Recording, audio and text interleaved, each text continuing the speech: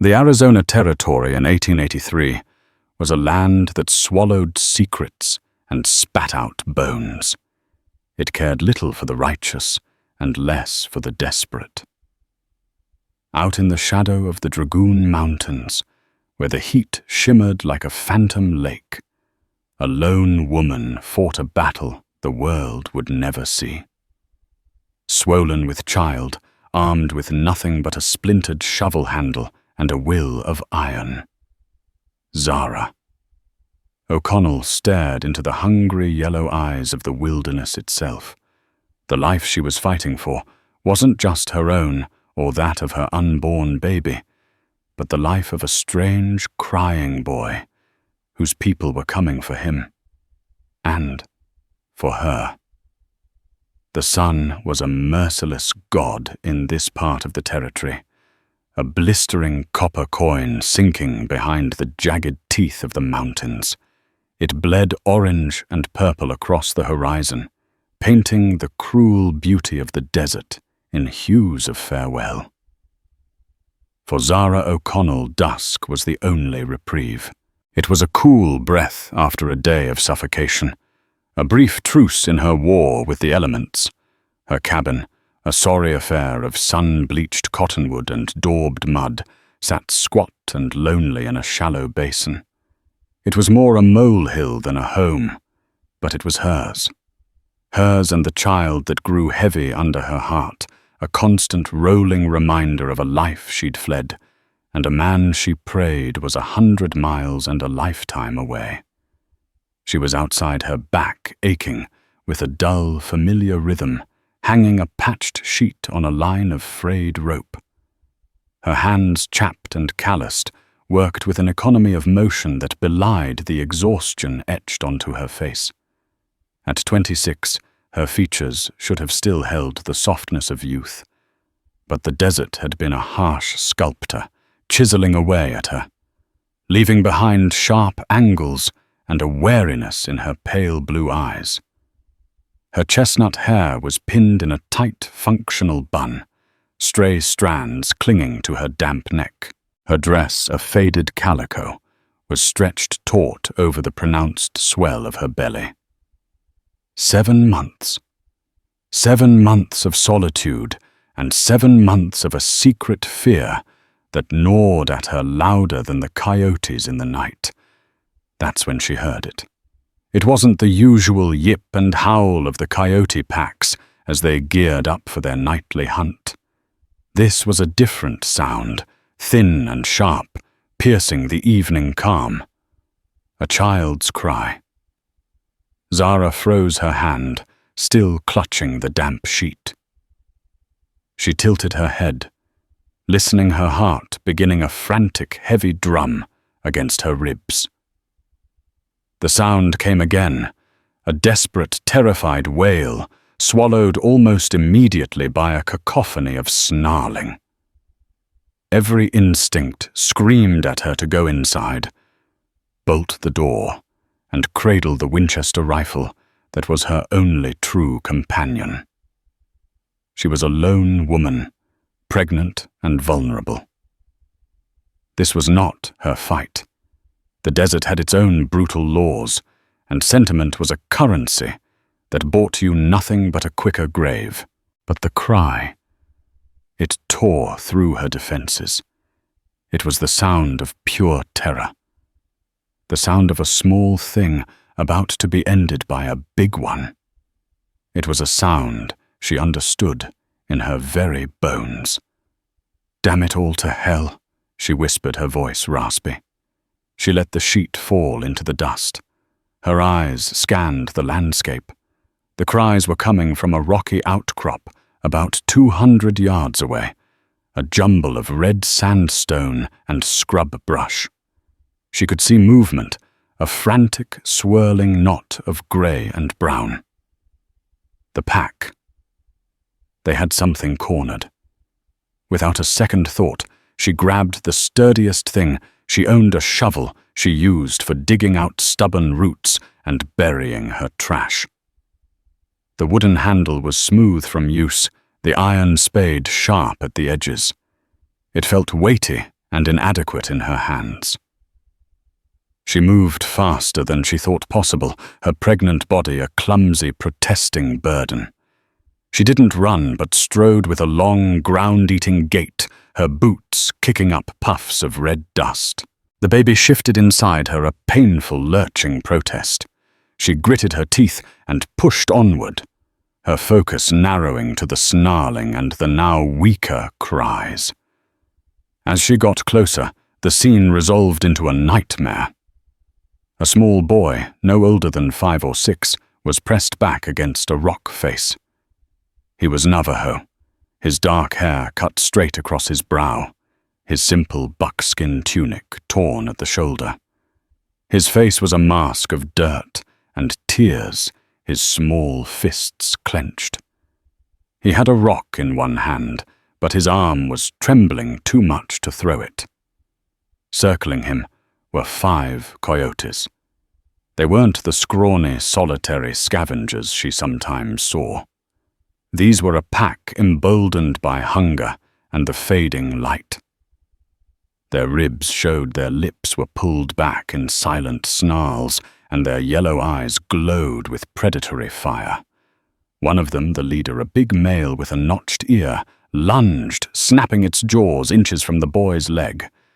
The boy screamed a raw, animal sound of pure fear. That scream lit a fuse in Zara. "Get away from him!" she roared, her voice cracking with the effort. The coyotes turned as one, surprised by the new arrival. Their attention shifted to her, their snarls now audible, low rumbles of warning. The leader took a step forward, sizing her up, its head low. It saw a lone female, strangely shaped, making a threatening noise. It saw an easier meal than the cornered one. Zara didn't hesitate. She swung the shovel like a club, the heavy spade whistling through the air. She didn't aim for the leader, but slammed the flat of the spade onto the hard, packed earth just in front of it. The impact sent a shock wave up her arms and a cloud of dust and pebbles into the coyote's face. The animal yelped and jumped back, shaking its head. The others faltered, their pack confidence momentarily broken. "Get back!" Zara screamed again, taking a step forward, putting herself between the boy and the pack. She brandished the shovel, her eyes wild, her fear transmuted into a white-hot rage. She was a mother protecting a child. It didn't matter that he wasn't hers. In that moment, he was. The notched ear male, recovering its nerve, began to circle her. Another darted in from the side. They were testing her, looking for an opening. Zara kept turning her heavy body, making the movement a dizzying, exhausting effort. The shovel was her only partner in this deadly dance. A coyote lunged for her flank. She twisted and brought the edge of the spade down hard. It connected with the animal's shoulder with a sickening thud. The coyote shrieked and scrambled away, dragging a leg. The attack broke the pack's resolve. The scent of their own blood, the unexpected ferocity of this strange female. It was too much. The leader gave a sharp bark, and as one, the remaining animals melted back into the twilight, their grey forms disappearing into the grey landscape. The injured one limped after them, its whimpers fading into the vast silence. The silence that followed was deafening. Zara stood panting, her lungs burning her whole body, trembling with adrenaline. The shovel felt like it weighed 1,000 pounds. She leaned on it, her head bowed, sweat stinging her eyes. A small sound made her look up. The boy was still pressed against the rock, his dark eyes wide, watching her. The tears had stopped, replaced by a look of stunned awe and lingering terror. He was bleeding from a gash on his forearm, where one of the coyotes had managed to scratch him. Slowly, carefully, Zara lowered the shovel. She held up her empty hands, palms forward, trying to look as non-threatening as possible. "It's okay," she said, her voice soft now, gentle. You're safe. They're gone. The boy didn't move. He was a wild, cornered thing, and she was just another stranger in a world that had moments ago tried to eat him alive. I'm not going to hurt you, she said, taking a slow step closer. You're hurt. Let me see. She gestured to his arm. He flinched, pulling it back. His eyes darted past her into the darkening landscape, as if expecting the monsters to return. Zara knew she couldn't leave him here. The Coyotes might come back, or worse. She also knew that taking a Navajo child, even to help him, was a risk that could get her killed. Relations between settlers and the tribes were a frayed rope over a deep canyon ready to snap at the slightest provocation. But looking at his small, trembling form, she knew there was no choice. She knelt a difficult and painful maneuver and set the shovel aside. Come on now, she coaxed. My cabin is just over there. It's warm. I have water. I can clean that cut for you. She spoke slowly, using simple words, hoping her tone would convey what her language could not. He stared at her, his little chest heaving. He was trying to be brave, she could see that. He was trying to be the little man his people would expect him to be. Finally, after a long, tense moment, he gave a tiny, almost imperceptible nod. Zara let out a breath she didn't realize she was holding.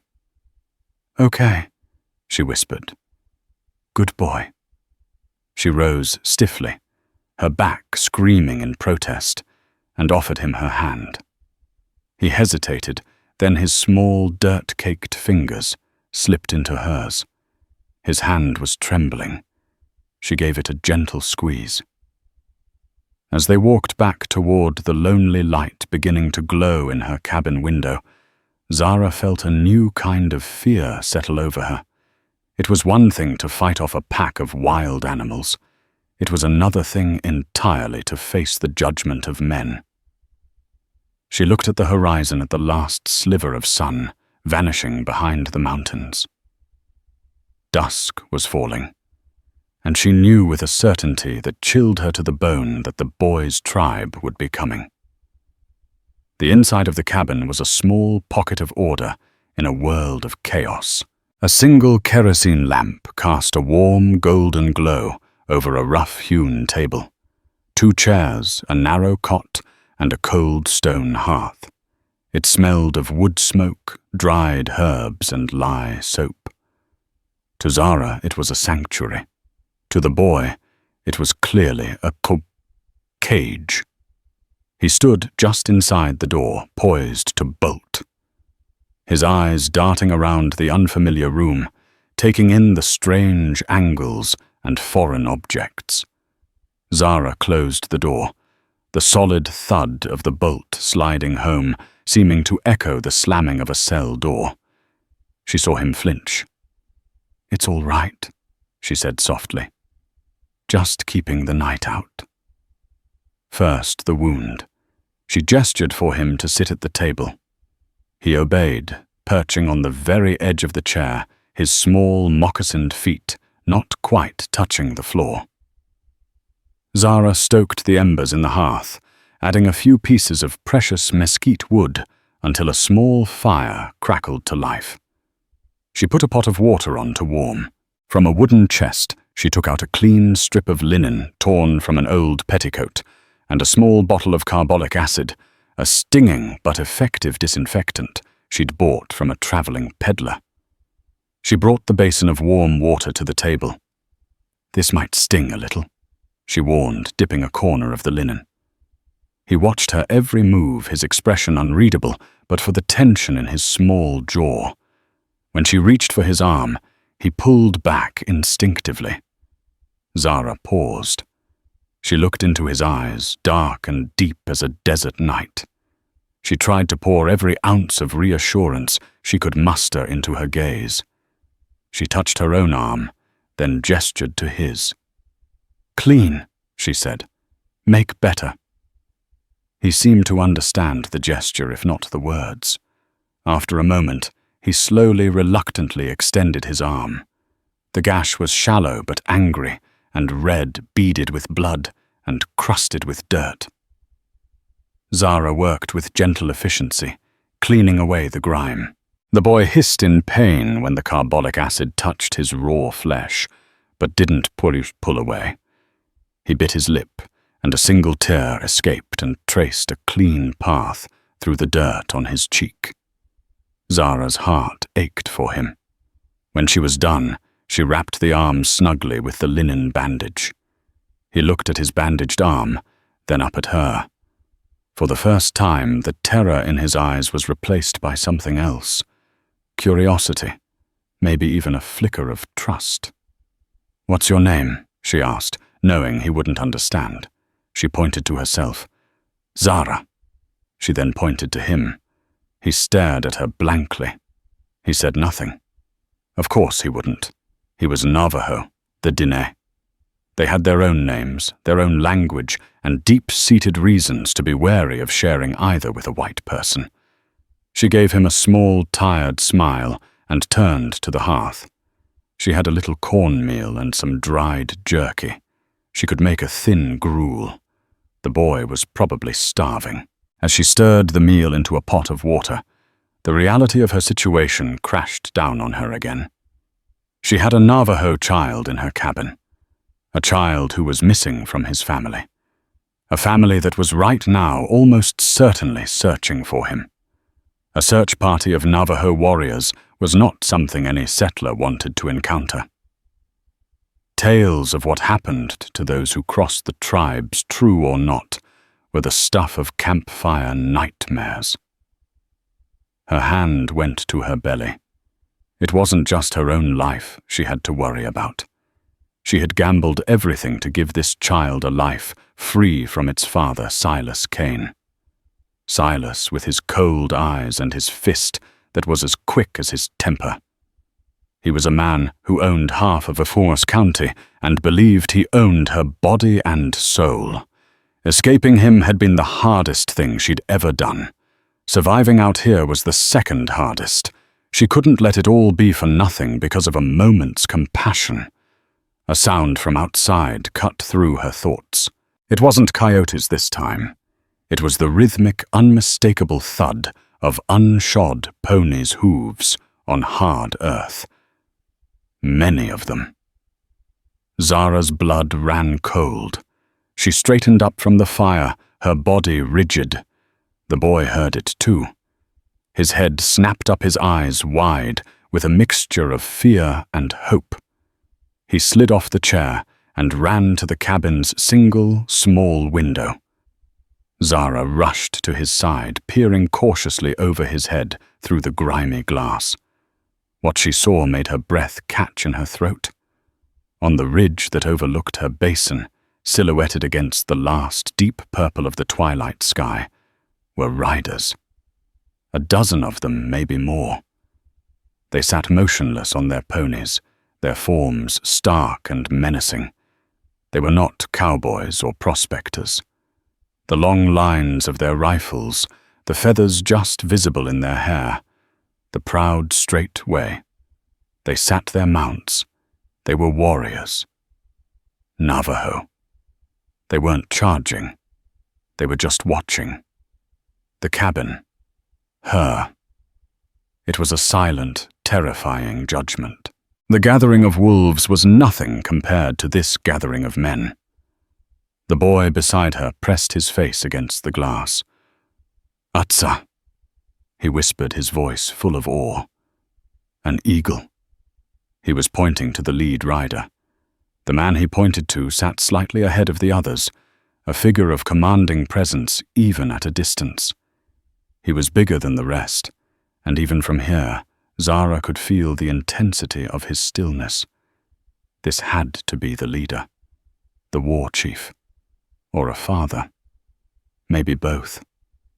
Zara pulled the boy back from the window, her heart hammering. "Don't let them see you," she whispered, her voice trembling. They knew he was in here. They must have tracked him. They had followed his trail right to her door. What would they think? They would find a lone white woman with their missing child who was now bandaged. The most obvious conclusion was the most damning, that she had taken him, kidnapped him, that she was responsible for his injury. She was trapped. If she went out, she faced them alone. If she stayed inside, she was a coward, hiding, confirming their worst suspicions. The silence stretched thick and heavy as a burial shroud. The only sounds were the crackle of the fire and the frantic beating of her own heart. The men on the ridge did not move. They were patient. They had all the time in the world. The desert night belonged to them. Zara looked at the Winchester leaning in the corner. For a fleeting, insane moment, she considered it. But what could one rifle do against a dozen? It would be suicide. It would be an admission of guilt. No. There was only one path. She had acted to save the boy. She had to trust that the truth, however fragile, was stronger than a lie. She took a deep, shuddering breath. "All right," she said to herself more than to the boy. "All right." She looked at the child who was now looking up at her, his fear mirroring her own. She tried to give him a reassuring smile, but it felt like a grimace. She smoothed his hair, a gesture that was as much to steady her own hand as to comfort him. Then she turned toward the door. She would face them. She would face the man they called the Eagle and pray he had a measure of justice in his heart. She reached for the bolt, her hand shaking so badly she could barely grasp it.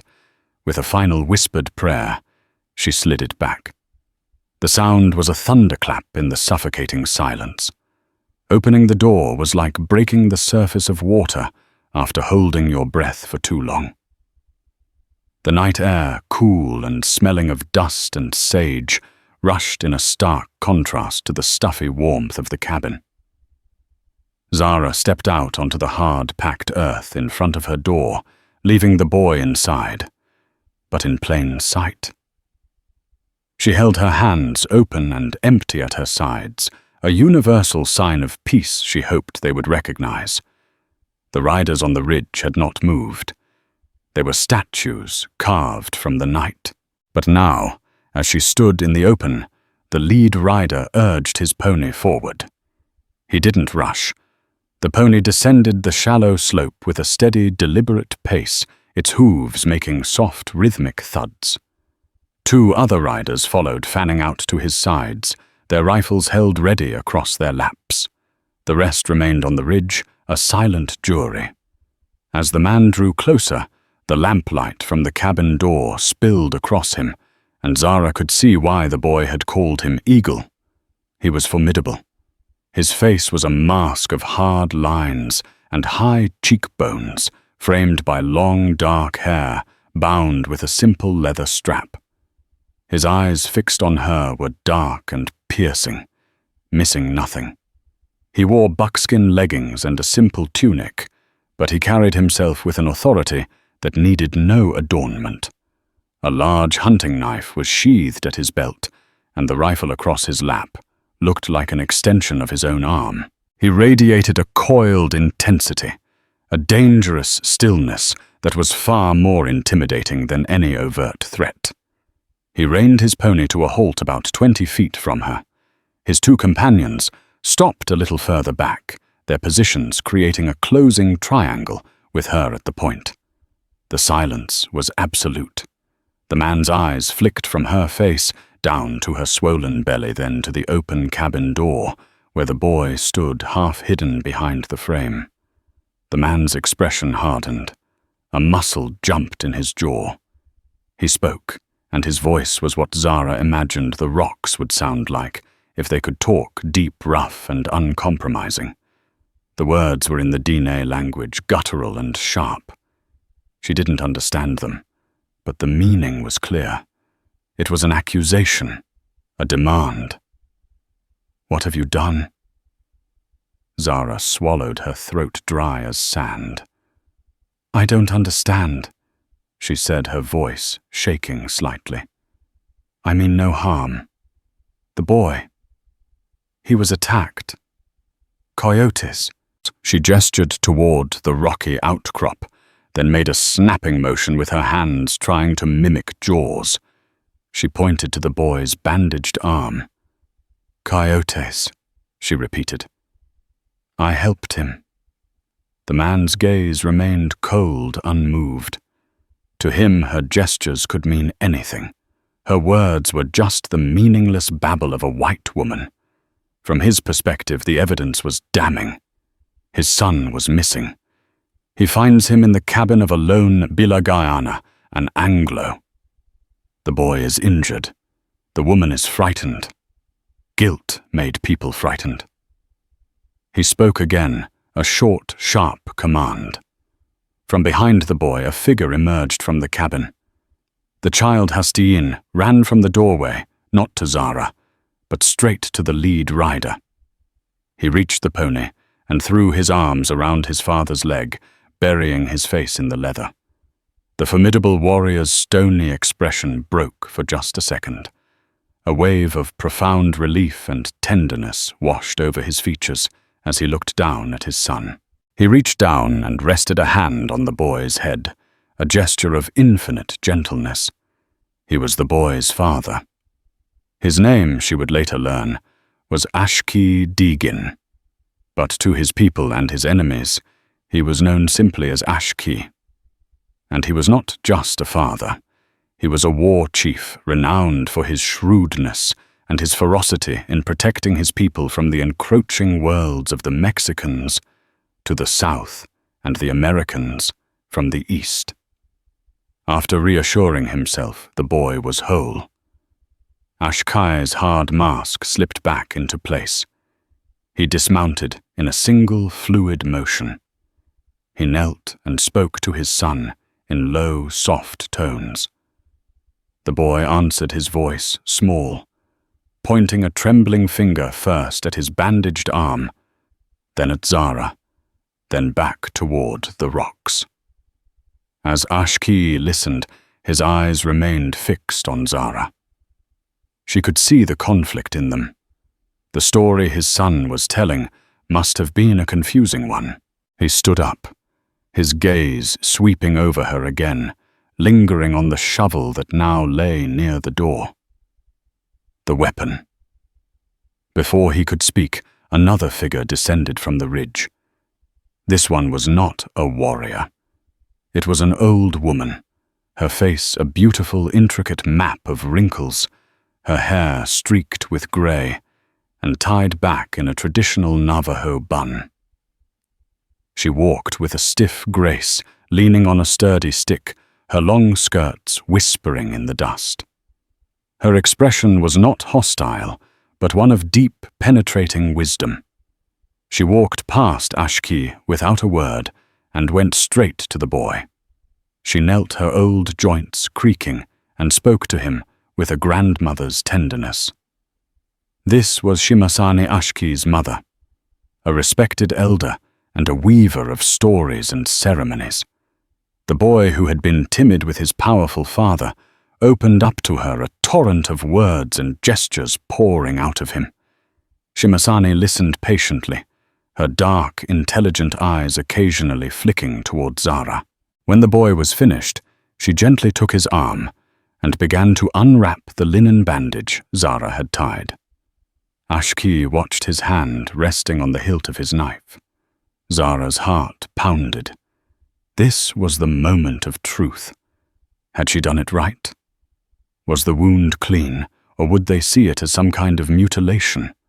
A brand? Shimasani examined the gash, her wrinkled fingers probing gently around the edges. She sniffed it, then looked closely at the clean linen. She looked up past Ashki, and her eyes met Zara's.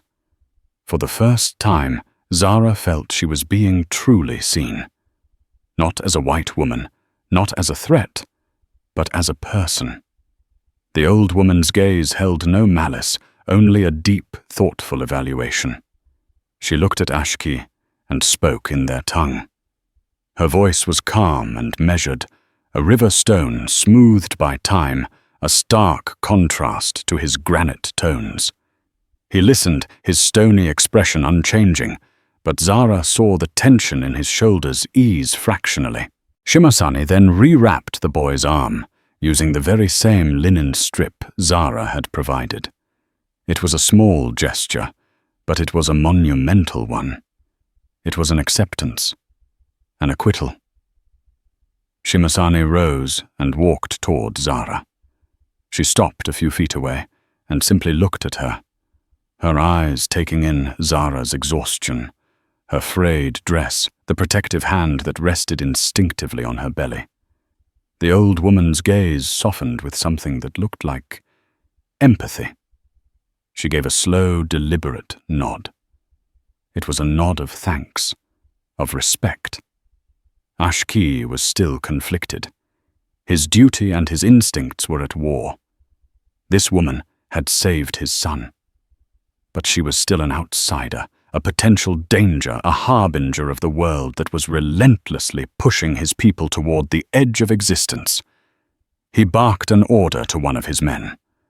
The warrior dismounted and came forward, leading his pony. Ashki lifted his son and placed him on the pony's back. He then issued a series of commands to his men.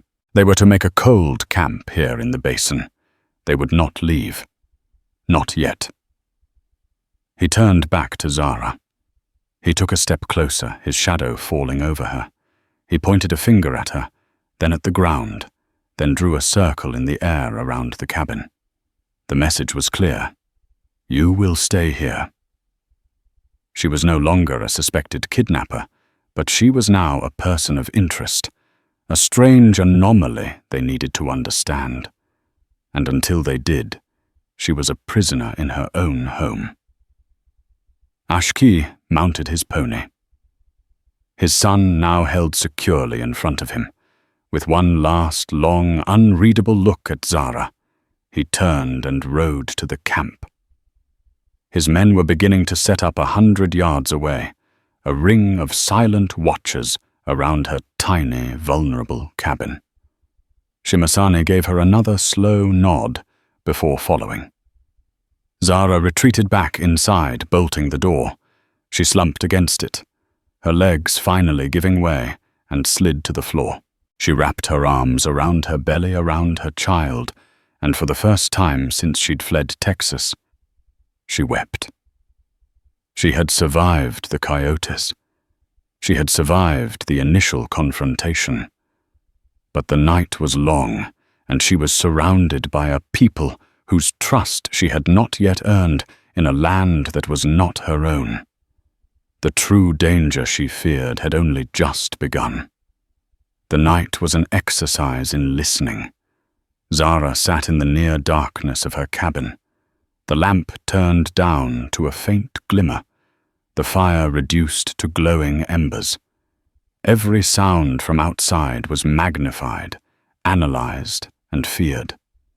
The soft stamp of a pony's hoof, a low murmur of conversation in the Diné tongue, the crackle of their small, smokeless fires. They were out there, a perimeter of ghosts, and she was the focal point of their vigil. She tried to sleep, but rest would not come. Her mind raced, replaying the confrontation, trying to decipher the expressions on Ashki's face, on the old woman's. The baby in her womb was restless, tumbling and kicking as if sensing its mother's distress. Zara would press a hand to her belly, whispering reassurances to the unborn child and to herself. When dawn finally broke, painting the eastern sky in pale shades of rose and grey, it brought no relief, only a clearer view of her captors. They were disciplined, moving with quiet purpose. A few tended the ponies, others sat watch, their rifles always close. They were not a mob. They were a military unit. Around mid-morning, a new tension entered the camp. Zara, watching from her window, saw Ashki in a heated discussion with two of his scouts. They gestured emphatically to the south, their faces grim. Ashki's own face grew darker with every word. Something was wrong. Something beyond her. A short time later, Shimasane, the old grandmother, appeared at her door. She was alone. She did not knock, but simply waited, a patient, still figure. Taking a breath, Zara unbolted the door and opened it. Shimasane held out a small, tightly woven basket. Inside were 2 pieces of fry bread and a strip of roasted venison. A peace offering. A payment. Zara's pride bristled, but her hunger was sharper. She hadn't eaten since yesterday's meager lunch. "Thank you," she said, her voice hoarse. She took the basket. Shimasane nodded, and to Zara's surprise, gestured toward the inside of the cabin. She wanted to enter. Hesitantly, Zara stepped aside. The old woman walked in her eyes, taking in the sparse but clean interior. She pointed to a chair, a clear question. Zara nodded, and they both sat at the small table, a pregnant white settler and a Navajo elder, separated by a gulf of language and culture. For a long moment, they sat in silence. Then Shimasane began to speak. She used a combination of her own language hand gestures and a few surprisingly clear English words. She pointed to her grandson, who was visible in the camp playing near his father. "Hastian," she said, pointing to the boy. It was his name. "He see bad men." She squinted her eyes, trying to find the words. "Water. Our water. They stop it." She made a damning motion with her hands, piling imaginary rocks. "Steal it."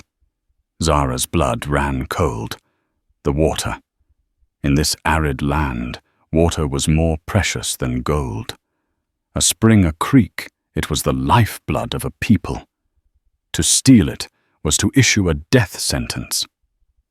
"Hastian, he saw them," the old woman continued, her voice growing harder. "The men, they chase him." She made a running motion with her fingers. "He run long. Coyotes find him." Suddenly, it all made a terrible, sickening sense.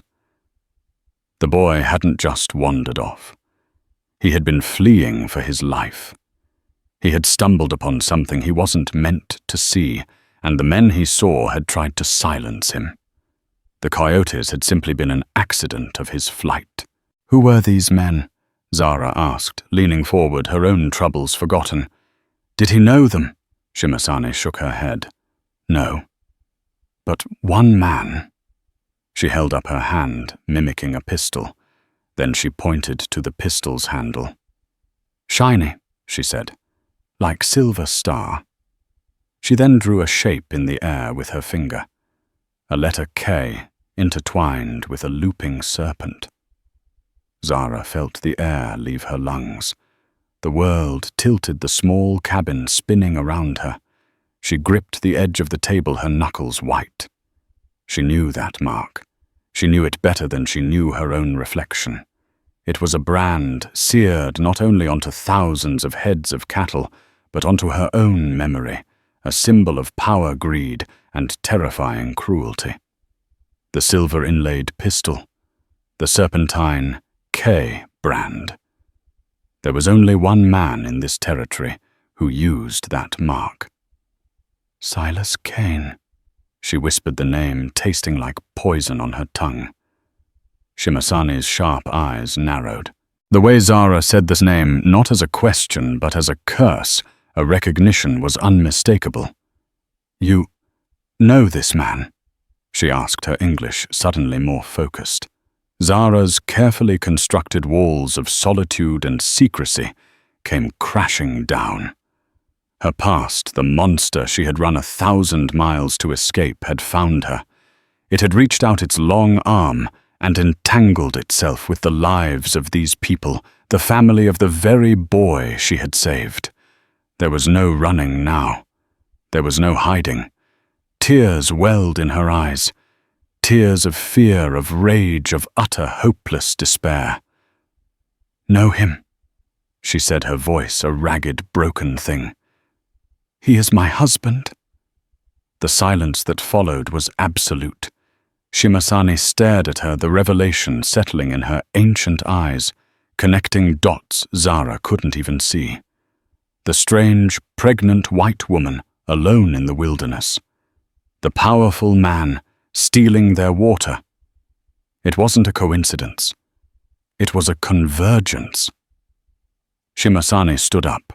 Her face was grim, etched with a new and profound understanding. She looked at Zara's belly. "His child?"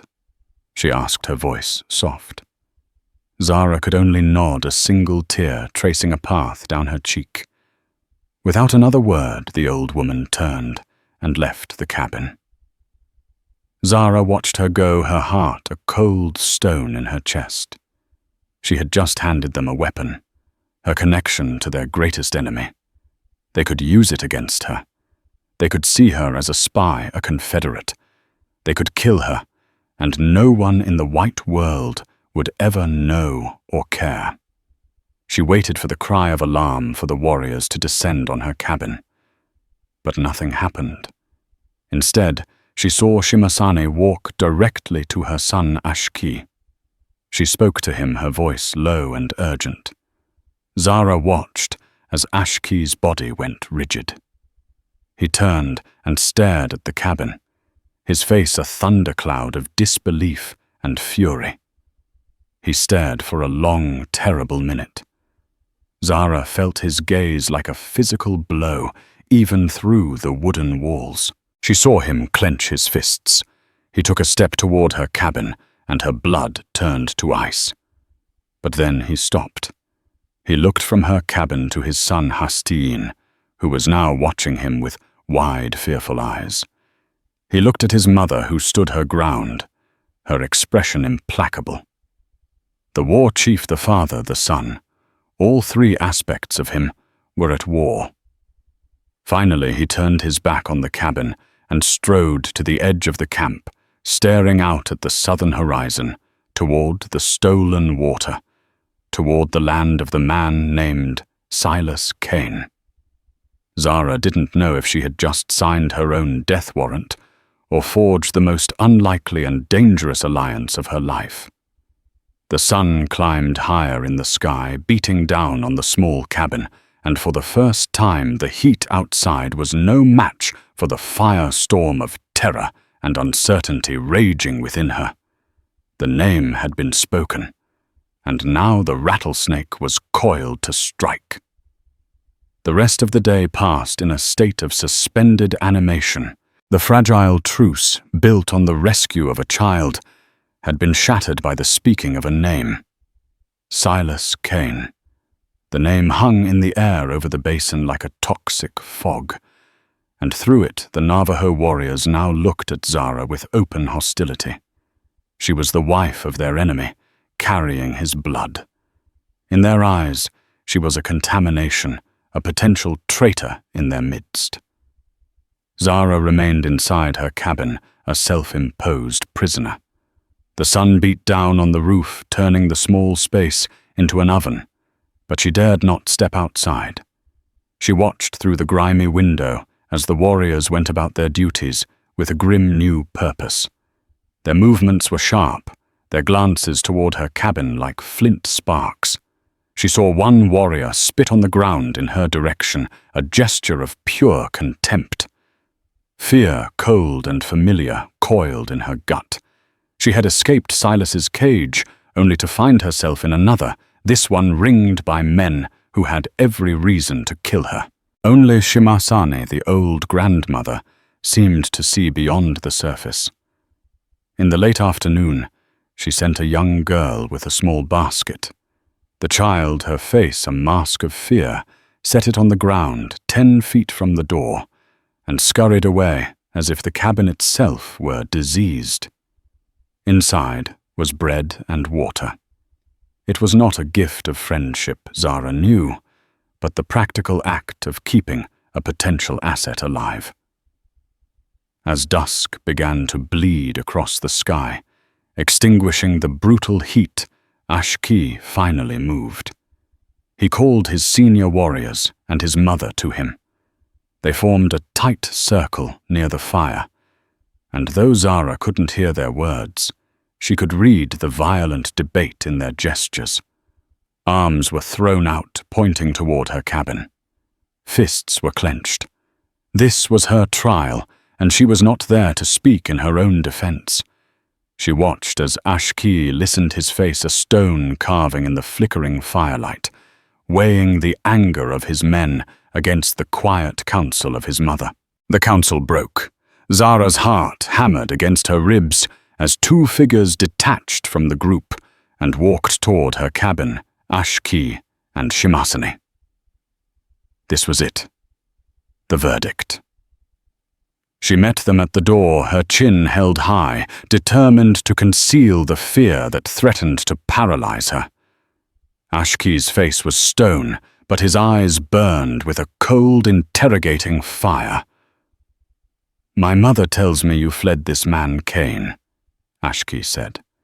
His English was clear, though spoken with deliberation, as if each word was a carefully chosen stone.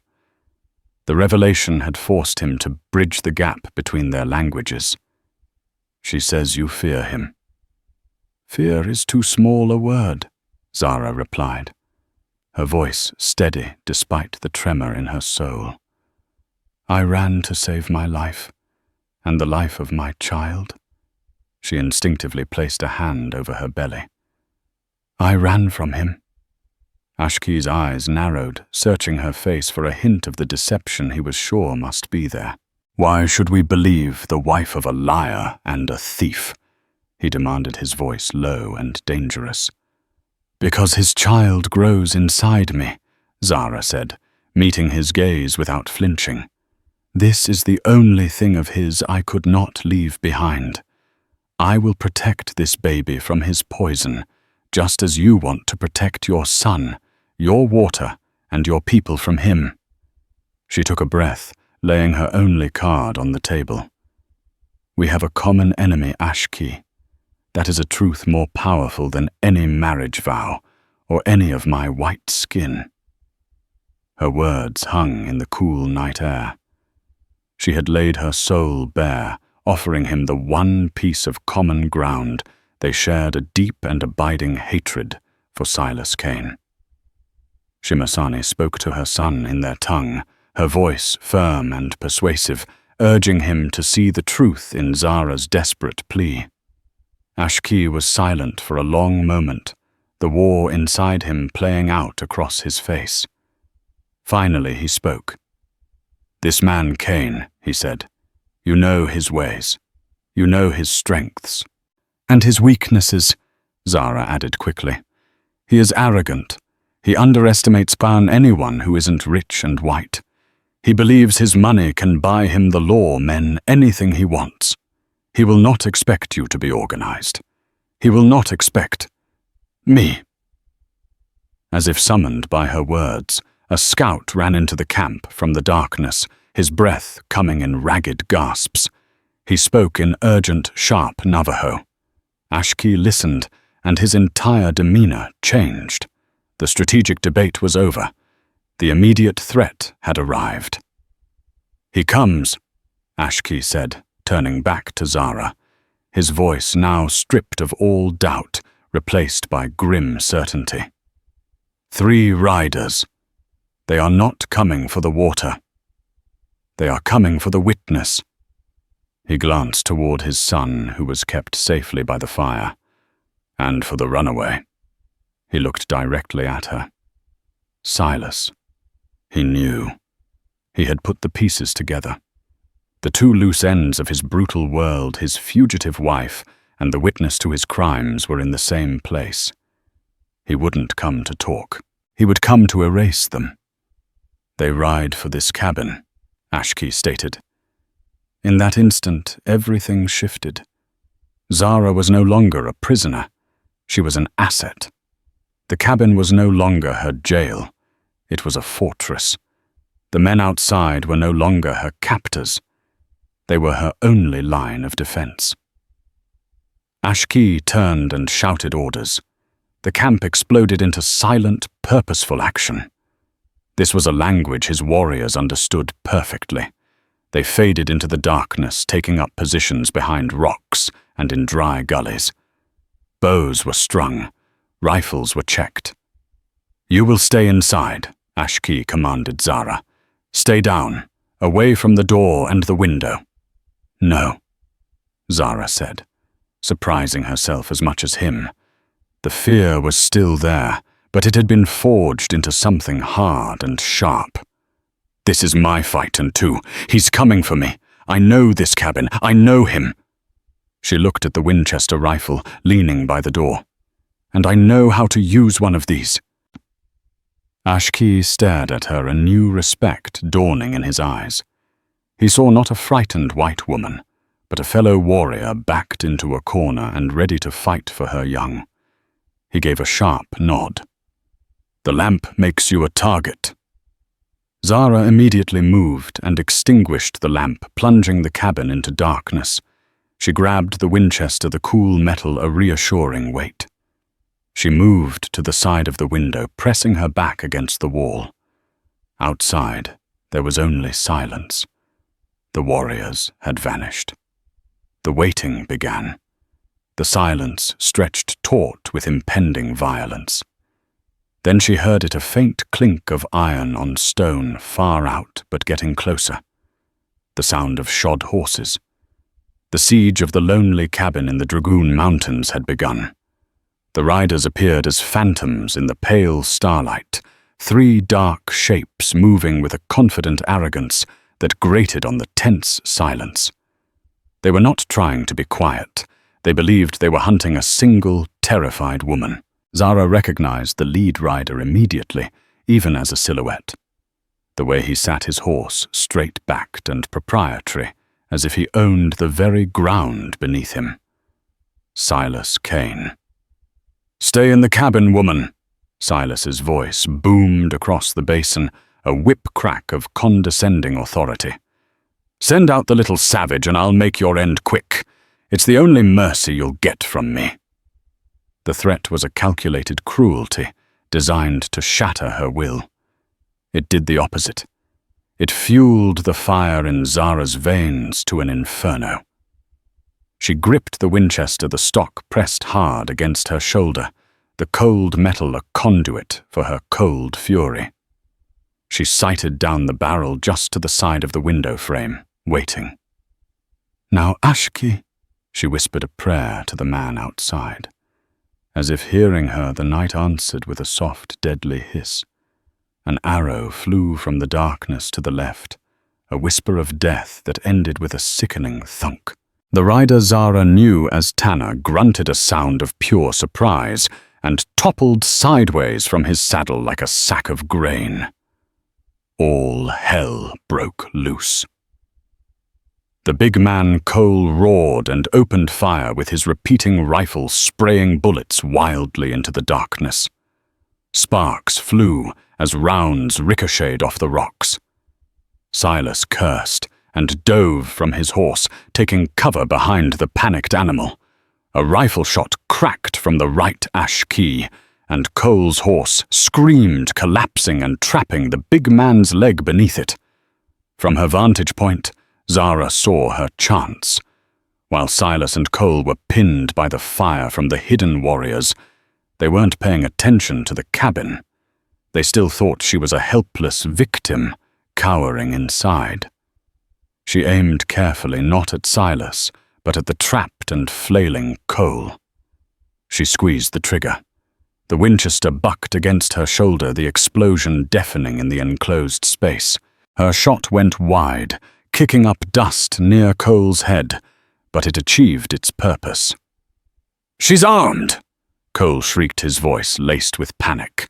"The bitch is armed!" The knowledge that the cabin itself was hostile threw them into disarray. Another arrow, swift and silent, flew from the shadows and buried itself in Cole's throat, silencing his panic for good. Now it was just Silas. He was pinned alone, and for the first time in his life, not in control. He was a wealthy, powerful man, But out here his money was worthless. He was just a man with a pistol against an unseen lethal enemy. He did the one thing Zara knew he would. He abandoned any thought of a standoff and made a desperate, arrogant rush for the source of his problem, the cabin. He broke from cover, firing his silver-inlaid pistol wildly toward the rocks, running in a low crouch directly for the door. He still believed he could intimidate her, bend her to his will through sheer force. "Zara!" Ashki shouted a warning, but Zara was ready. This was her ground.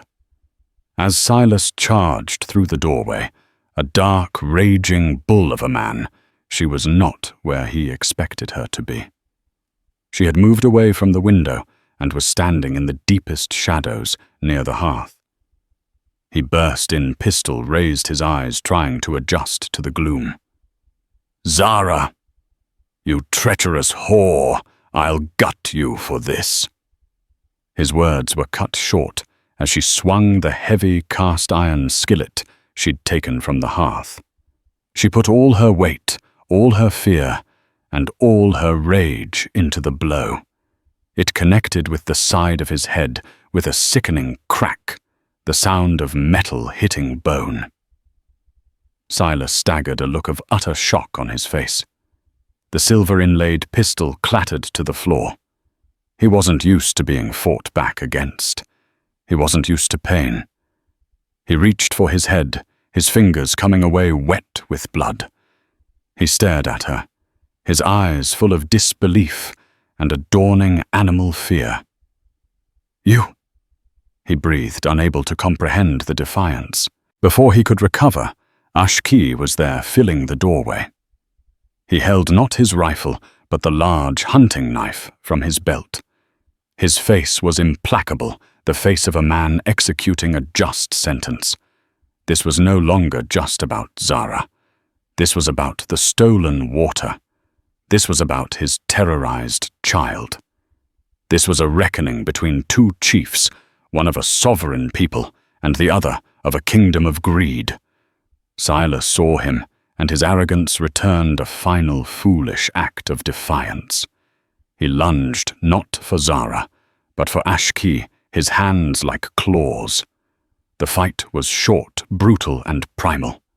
Ashki moved with the grace of a panther, sidestepping Silas's clumsy charge. The knife flashed once, a silver arc in the gloom. Silas Kane stopped, his body going rigid. He looked down at the handle of Ashki's knife protruding from his chest. He looked up at Zara, his eyes wide with the ultimate surprise.